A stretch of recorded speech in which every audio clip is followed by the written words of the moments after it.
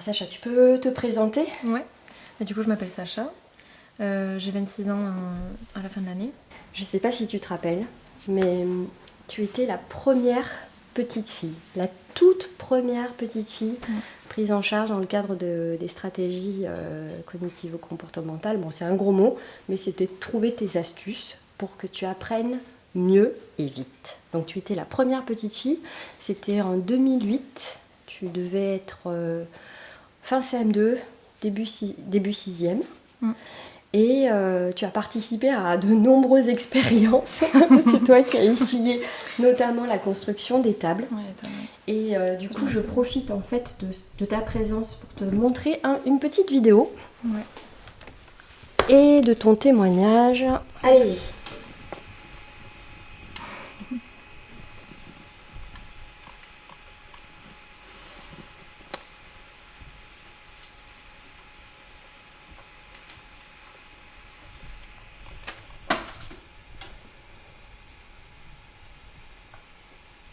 Tu te rappelles? Ouais. Cette expérience, elle consistait en fait à comparer une technique opératoire classique. Donc j'avais demandé à Hugo, à ses côtés, de faire sa table. Il l'a fait tout de suite en 2-2. La panique. Ouais.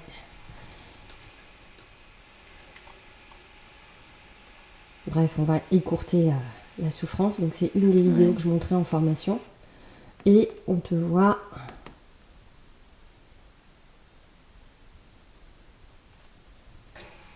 Je te donne une multiplication à faire. Et est-ce que je peux faire les tables à côté? Oui. Je vais faire d'abord la table de 9.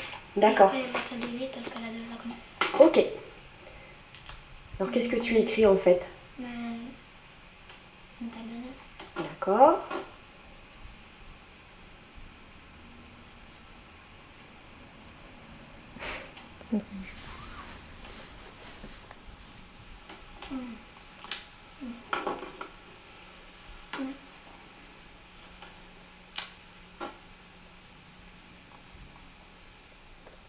C'est un truc émouvant en fait.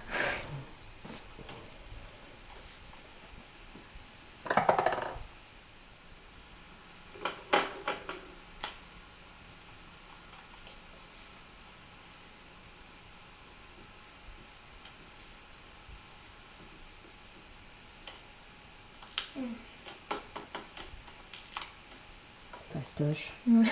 Geste rapide. C'est la bête.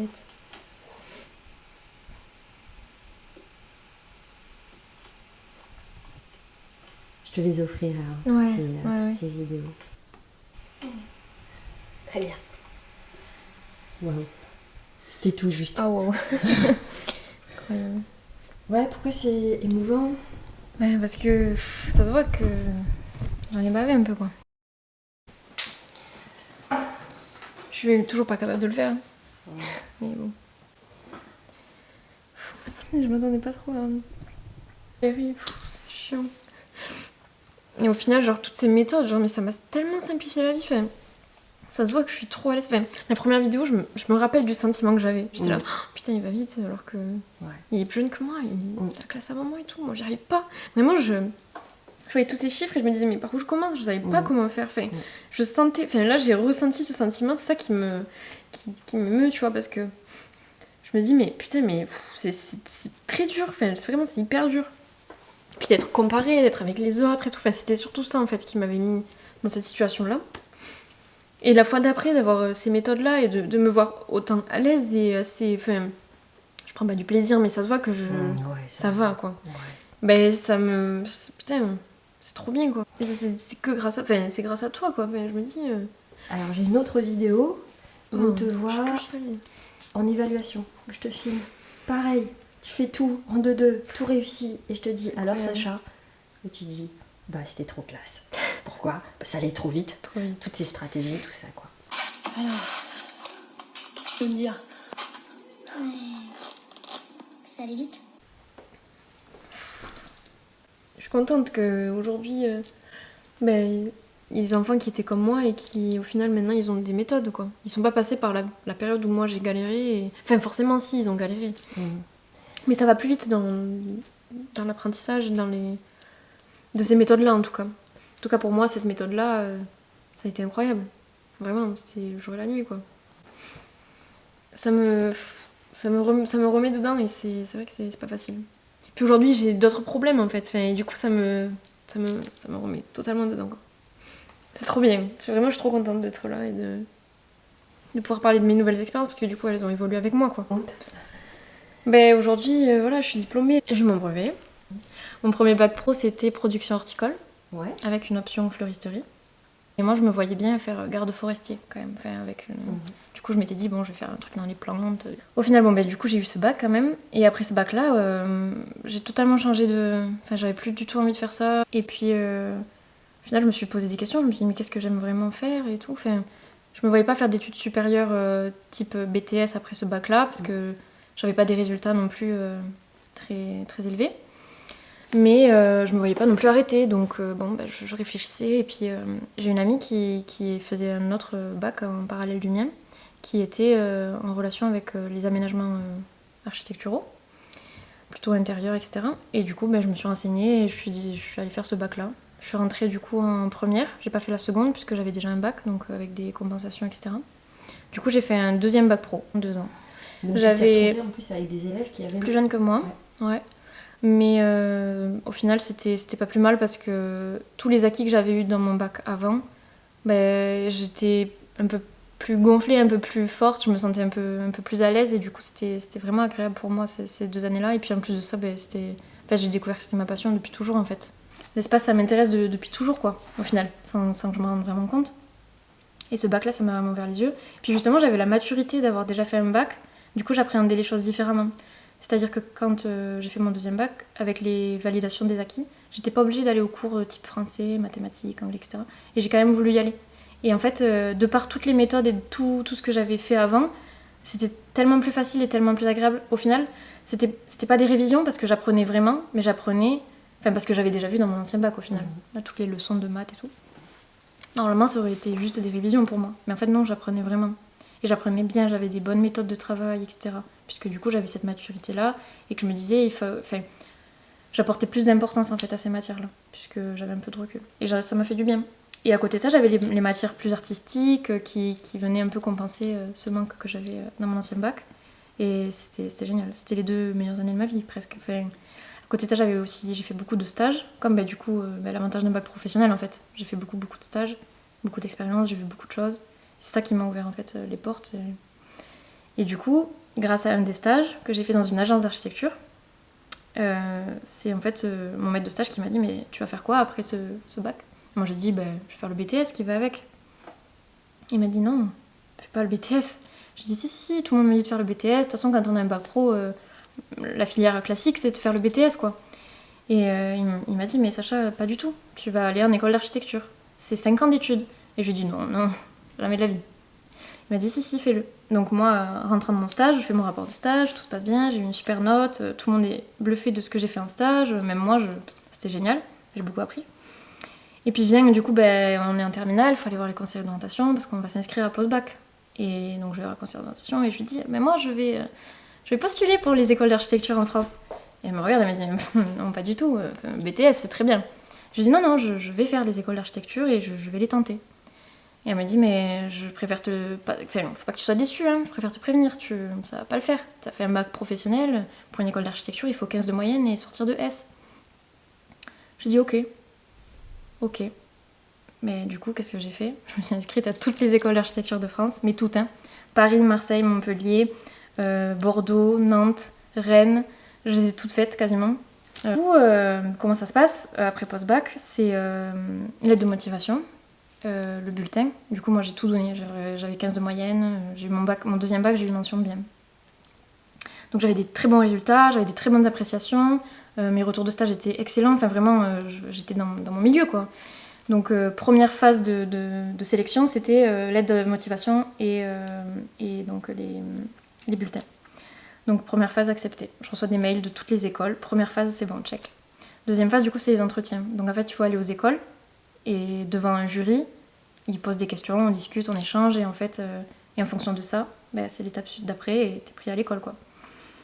Donc ben voilà, j'ai été prise pour passer tous les entretiens de toutes les écoles. Je prends le train et je vais dans toutes les villes en fait de France. Je suis allée à Montpellier, je suis allée à Bordeaux, je suis allée à Nantes, je suis allée à Rennes, je suis allée à Nancy, je suis allée partout, je suis allée à Toulouse. Je fais tous les entretiens. Et je savais pas du tout à quoi m'attendre parce que vraiment c'est hyper impressionnant. Puis bon, on parle quand même de la fac, on parle, enfin voilà, c'était...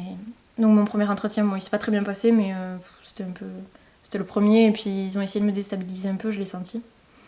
Puis au final, ben, ça s'est pas bien passé, mais ceux d'après, du coup, ils ont été excellents. Enfin, toutes les écoles, normalement, ils donnent pas de résultats immédiats. À chaque fois, ils me disaient, mais on vous donne le papier, il faut que vous soyez prise dans notre école. Il dit, enfin, vraiment, à chaque fois, ça s'est très bien passé. Et dont l'entretien à Toulouse, finalement, Toulouse en plus, donc nickel. Pour postuler dans une école, à la première phase, on est à quasiment 5000 personnes. 5000 personnes qui veulent postuler pour l'école de Toulouse, typiquement. Pour les entretiens, on n'est plus que 500 à passer les entretiens. Donc déjà, des 5000, je suis passée aux 500, c'est énorme.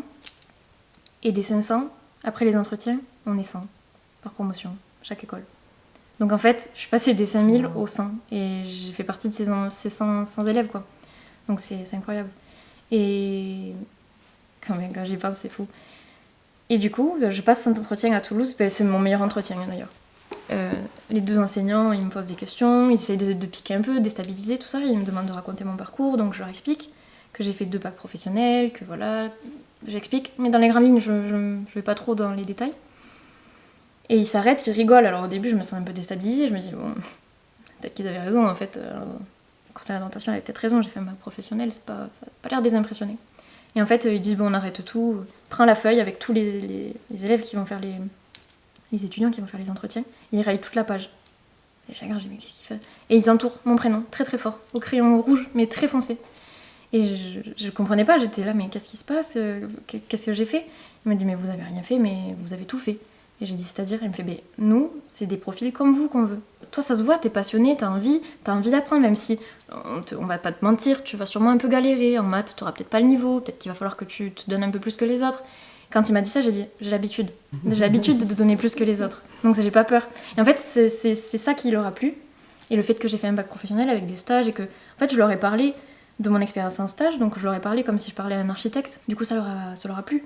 Parce qu'au final, les entretiens, les personnes qui sont en bac S, ben oui, ils sont doués en maths. Ils ont des capacités peut-être autres que les miennes et très bien. Ils sont peut-être plus rapides pour faire une multiplication. Oui. Ben ok, mais ça fait pas... Enfin, le côté artistique, il est indépendant de... Enfin, c'est totalement différent. Du coup, ça leur avait plu et à la fin de l'entretien, l'un des 2 enseignants qui me tape par l'épaule et qui me dit écoute, moi je suis prof en 2e année. Je sais que tu as postulé dans plusieurs écoles, ce qui est normal. C'est ton vœu numéro 1 que tu vas choisir. En tout cas, si t'es pas pris à Toulouse, sache que moi je serais bien déçue. Et du coup, en 2e année, j'ai pu sélectionner ce prof.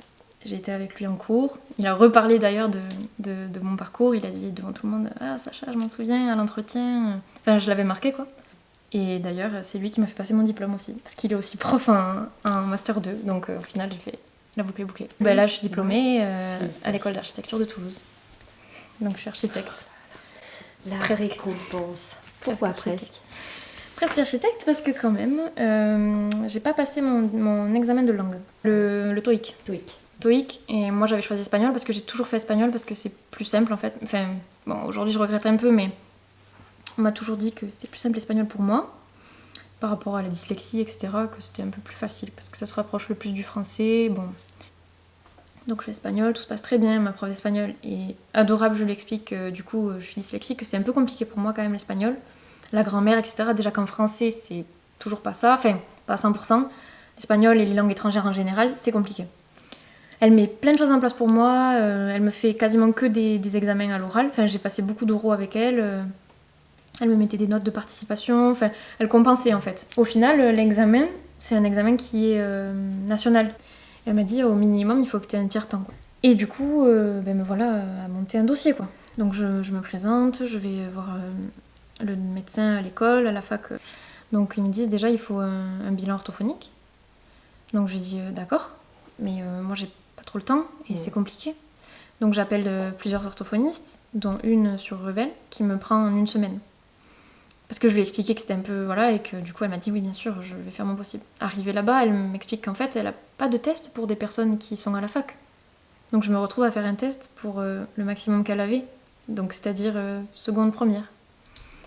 Elle m'a dit du coup ça va pas trop refléter ton niveau et tes problèmes quoi. Elle m'a dit on va quand même le faire mais bon, ça veut rien dire quoi. Enfin, clairement, du coup je me retrouve à faire un test d'étudiants, enfin d'élèves de première. Bon, au final, et quand même, on ressent quand même les petits troubles, donc elle m'a dit, bon, c'est typique, donc il n'y a pas de souci.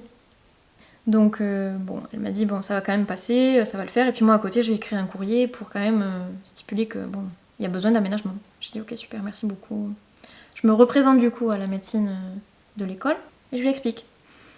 Elle m'a dit, ben moi, ce que je peux vous proposer pour cet examen-là, j'avais l'impression de la saouler déjà.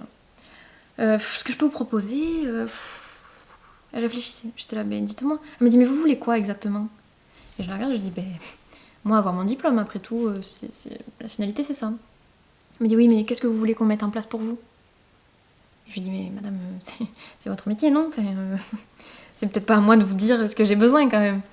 Elle m'a dit non, parce que moi, à part vous proposer un ordinateur qui corrige les fautes, je sais pas trop quoi vous proposer. Je lui dis, c'est dommage quand même, parce que c'est un examen de langue.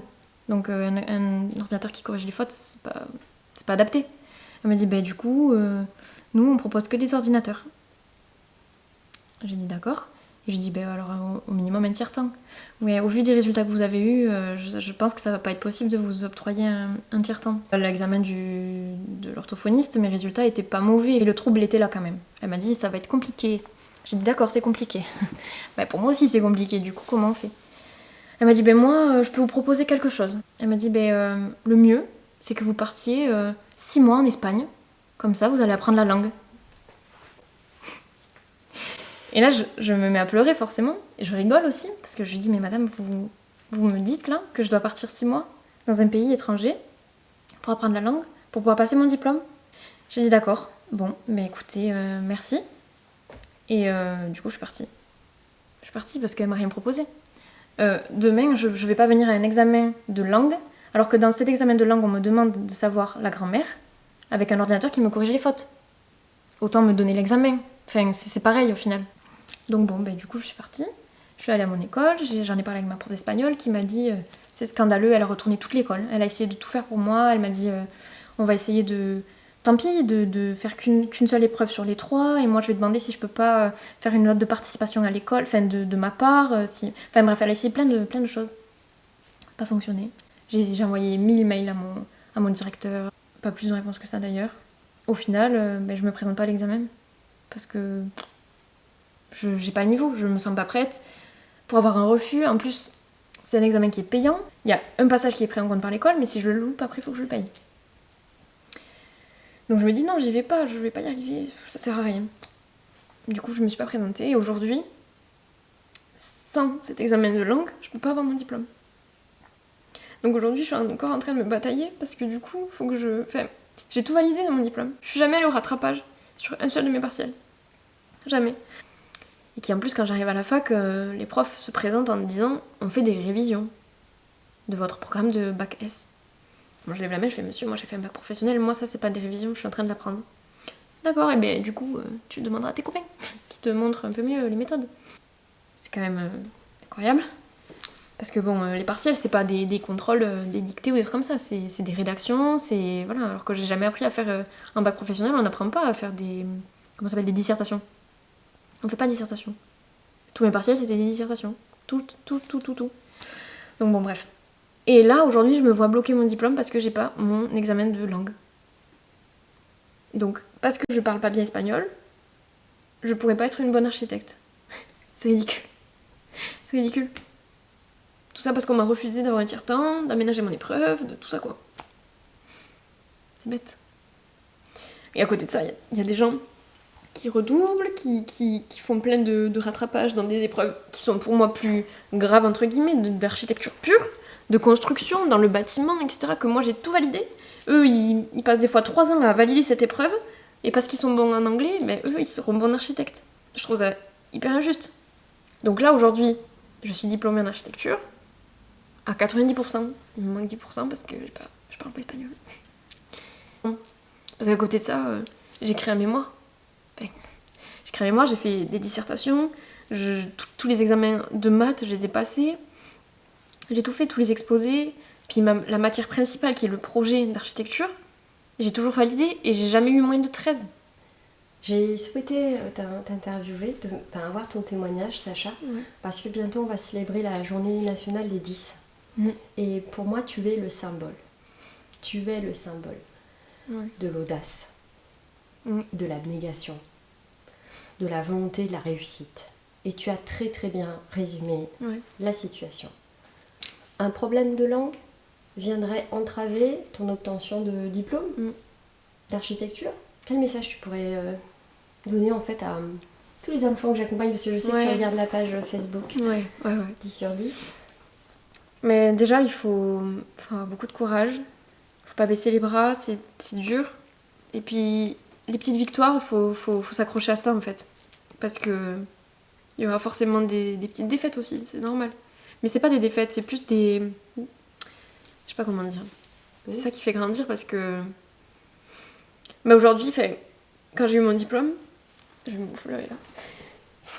Quand j'ai eu mon diplôme, c'est là où vraiment j'étais fière de moi. C'est la première fois de ma vie où j'ai été vraiment très fière de moi. Et quand je pense à tout le parcours, que je savais même pas combien ça faisait, 3 x 2, qu'aujourd'hui, bon, je connais toujours pas mes tables. Je sais pas si je dois le dire, mais je connais pas mes tables, mais je les connais pas. Merci. Demain, tu me demandes de poser une division, je sais pas le faire. Mais ça veut pas dire que je serai pas une bonne architecte, et ça veut pas dire que j'ai pas réussi mes études, ça veut pas dire que dans la vie, j'arriverai à rien. Bien au contraire. On n'a pas des outils pour calculer? Mais bien sûr que si, je suis tout le temps sur mon téléphone, je suis tout le temps sur internet. Quand je dois calculer un pourcentage d'une pente pour savoir si avec un fauteuil roulant un PMR peut circuler, mais je vais pas le calculer de tête. Alors oui, tous mes copains ils savent le faire. Mais moi je vais sur internet et je l'ai aussi le résultat. Pareil. Et je pense que ça prend autant de temps. Et aujourd'hui tous les outils sont là. Bon, j'ai pas besoin de connaître toutes mes tables de multiplication par cœur. Mais tu es la preuve. Non, je m'en sers pas. Tu es la preuve que même si on n'arrive pas à les retenir, peu importe le chemin qu'on va emprunter, c'est d'obtenir un résultat bien juste. Sûr. Donc du coup, Sacha, tu vas passer donc l'examen quand? Normalement fin décembre. Fin décembre. Ouais. Donc, je suis certaine. Les bonnes étoiles, elles sont là. Ouais, même si tu vas galérer, je suis certaine que tu auras ce diplôme.